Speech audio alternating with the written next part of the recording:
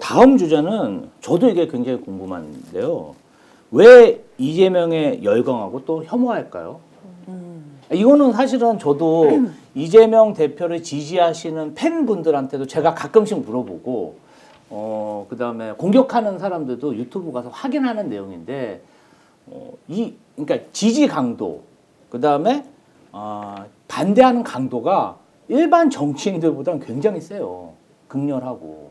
그래서 이 부분에 대해서 이지은 변호사님은 어떻게 생각하십니까? 저는 제가 아까 서두에 잠깐 말씀드렸다시피 처음에는 그냥 이재명 대표가 남처럼 느껴졌었어요. 그래서 내가 제3자로서 판단을 하고 뭐 이제 많은 사람들이 또 초반에는 민주당을 지지하는 사람들까지도 민주당은 지지하지만 이재명이 대표가 되면 잘할 수 있을까? 이재명이 후보가 되면 잘할 수 있을까? 이런 생각을 했었거든요. 그러고 이제 제3자 입장에서 마치 짐짓 객관적인 양 이제 평가를 하려고 들었다면 지금은 많은 사람들이 내가 이재명이다. 굉장히 동일시하고 있다고 생각을 해요. 그리고 그가 지금까지 이제 굉장히 가난한 집안에서 태어나서 학교도 가지 못하고 공장에 갔다가 정말 이제 파리 프레스에 끼어가지고 장애를 가지고 그런데 이제 그걸 떨치고 일어나서 정치를 하려고 하니까 윤석열이라는 사람이 이 사람을 죽이기 위해서 그렇게 말도 안 되는 걸로 기소를 하고 실제로 죽을 뻔하기도 하고 이런 역경들을 보면서 짠한 마음, 그 다음에 내가 지켜줘야 되겠다. 내가 이재명이다. 내가 지키기 위해선 내가 이재명이 돼야 된다. 이런 느낌까지 온 것 같아요.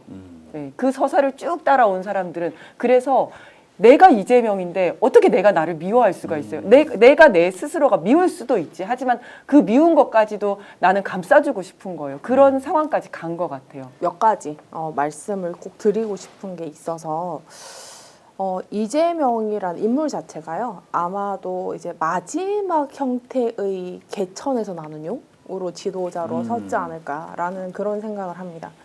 그리고 제가 봤던 이제 이재명이라는 어떤 정치인이 유력 정치인으로 되는 과정이 몇 가지의 장면이 있어요. 첫 번째 장면은 이제 성남시장에서 이제 소문은 많이 들었지만 그게 이제 중앙 정치에서 처음으로 발견했던 것은 박근혜 그 탄핵 때 그 단식하던 그 성남시장 그 이재명의 모습이 아마 첫 번째로 주목을 받았을 겁니다. 그리고 두 번째는 이제 그렇게 주목을 받고 그 문재인 대통령과 경선할 때의 이 아웃사이더 이렇게 성남시장이 기초단체장이 대선 도전한다고 하면서 그렇게 도전적인 모습의 한 장면이 있었을 것이고 그렇게 해서 이제 2년 만에 경기도지사를 나가서 당선이 돼서 유력한 이제 차기의 어떤 권력의 씨앗이 됐고 또 그 다음 장면은 이낙연의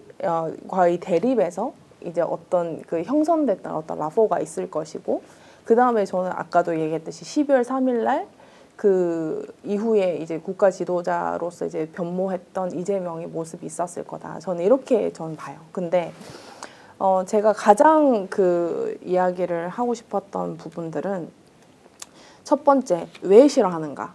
라는 부분들은 대중적인 요소도 있지만 저는 사실 민주당에서 그게 처음 시작했다고 생각합니다. 왜 그러냐면 사실 그 제가 제 개인 방송에서도 대장동 사건을 분석하면서 이재명에 대해서 이제 한 그 이야기를 했던 부분이 있어요. 근데 그 부분에서 제가 이제 제일 처음에는 유력 정치인이 등장할 때 그 정당에서의 어떤 분위기가 있어야 되는데 그때 당시에는 이제 친문과 이제 대립하는 그 이제 아웃사이더의 모습이 굉장히 강조가 됐고 그 다음에 제가 이 그 대장동 사건 자체가 그 어떤 그들의 프레임이 불가능하다고 했던 것이 사실 성남시장이 기초자치단체장이잖아요. 그러면 서울 기준으로는 구청장인 것입니다. 그러니까 어디 보면 용산구청장이 10년 만에 서울시장을 하고 그다음에 당 대표로 해서 당 전체 장악을 해가지고 그 사람이 190석에 가까운 의석을 차지해서 대통령과 대립을 해서 결국은 지금 탄핵까지 시키고 가장 유력한 정치인이 10년 만에 된 거예요. 그러니까 이게 사실 개천에서 용이 났다 이 부분, 그 다음에 이 사람이 성장했던 이 짧은 시간 안의 성장, 그리고 그 사람이 등장하면서는 계속 어떤 그 민주당 안에서도 갖고 있었던 굉장히 고전적이고 굉장히 기득권스러운 것들을 굉장히 공격적으로 하면서 그 이분이 성장을 했단 말이에요. 그러다 보니까 민주당 안에서도 사실 이 사람이 천하다. 근본이 없다. 이 프레임이 어디서 왔냐면 사실 민주당 안에서 왔어요. 그렇지 않습니까? 아니 근데 네. 너무 잘 아시니까 네. 제가 너무 놀랍습니다. 네. 어떻게 그런 걸 다 아셨어요? 제가 조금 눈이 좀 있죠. 통찰력이 있으시네. 사실은 네. 이재명 후보가 네. 민주당에 있는 기득권에서 제일 미워했어요. 네. 예, 사실은 네. 국민의힘에 있는 기득권만 미워한 게 아니라 그렇죠. 민주당에 있는 기득권도 네. 이재명 후보를 처지열 배격하고 네. 좀 배타시했다. 네, 근데, 맞습니다. 제- 그거 왜 미워했겠어요? 제가 왜 이걸 받아들이지 못했겠냐고. 조금 예, 더 예, 설명을 예. 드리면 이제 지금 아까 우리 정기환 대표께서 이제 문제점을 제기를 하셨던 그 국민의힘의 워딩들 네. 있지 않습니까? 그거가 제일 처음에 이낙연 캠프에서 다 사용을 했던 언어들입니다. 그게 이제 본선이 되니까 그 언어를 그대로 더 증오심을 얹어서 국민의힘이 하고 있었던 뿐이라고 생각하고요. 그리고 나니까 이제 지금 이낙연 후보가 저기랑 거의 동일시하는 메시지를 내고 있지 않습니까? 근데 저는 제가 가장 이제 이 지점에서 좀 눈여겨보는 거는 그거예요. 우리 정기환 대표님은 이성적이고 굉장히 객관적인 사실을 봐야 된다고 하지만 저는 선거를 계속 치렀잖아요. 제가 굉장히 어린 26살부터 그 서울시장 공모 기획하고 그 다음에 이제 뭐 공천심사위원회 하고 했는데 선거는 제가 단호하게 얘기를 하는데 100% 감성이에요. 저는 그 100%. 그러니까 이성적인 게 아니라 이성적으로 이게 아무리 좋다, 이력도 좋다, 이 사람이 걸어온 게 좋다 하더라도 감정이 동하지 않으면 절대 그 사람을 지지를 할 수가 없는 거죠. 근데 저는 이 사람이 굉장히 그거를 흔드는 사람이기 때문에 이재명이라는 사람은 굉장히 감정을 흔드는 사람이기 때문에 굉장히 지지를 할 수도 있고 굉장히 증오도 할 수 있는 이 두 가지 면이 있다.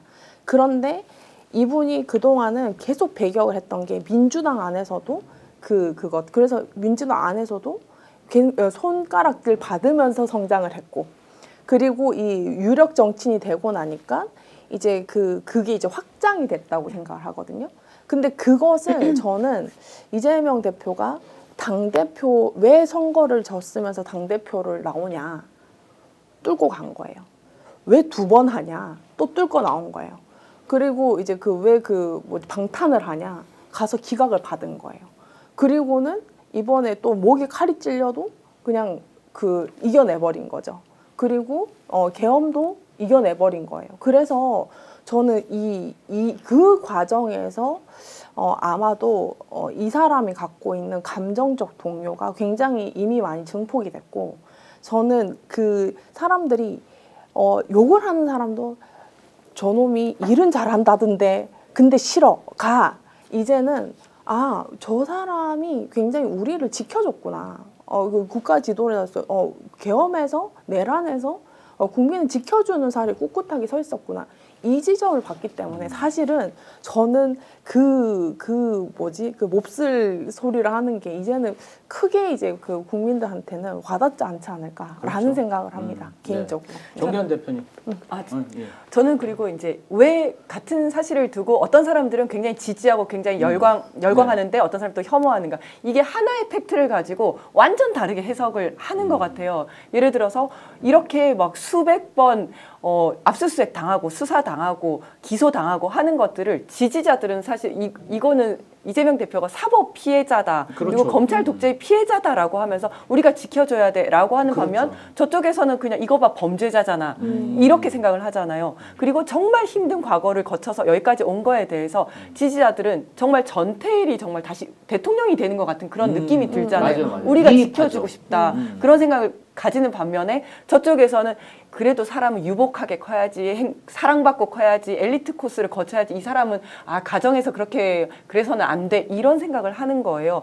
하나의 그 팩트를 가지고 전혀 다르게 해석을 하고 있다. 그래서 지지자와 안티들이 이렇게 그 감정의 폭이 굉장히 크다라는 생각이 들고, 그런데 최근에 이렇게 지지율이 계속 올라가는 거는 일 잘하는 거 하나는 정말 누구도 뭐라고 할 수 없다. 그리고 말씀하신 것처럼 12월 3일 이후에 정말 강단 있게 이 계엄 내란의 상황을 헤쳐나간 게 이재명 대표와 민주당이지 않았습니까? 그래서 거기에서 굉장히 포인트를 많이 얻고 있다 지금 그런 생각이 듭니다. 자, 마지막에는 이제 감성적으로 투표 행위를 하겠죠. 그것이 이제 심판 선거로 간다고 보고 12월 3일을 기준으로 바뀌었다. 근데 대중들이 지금 인식하는 것에 대해서 제가 분석하면 이렇습니다.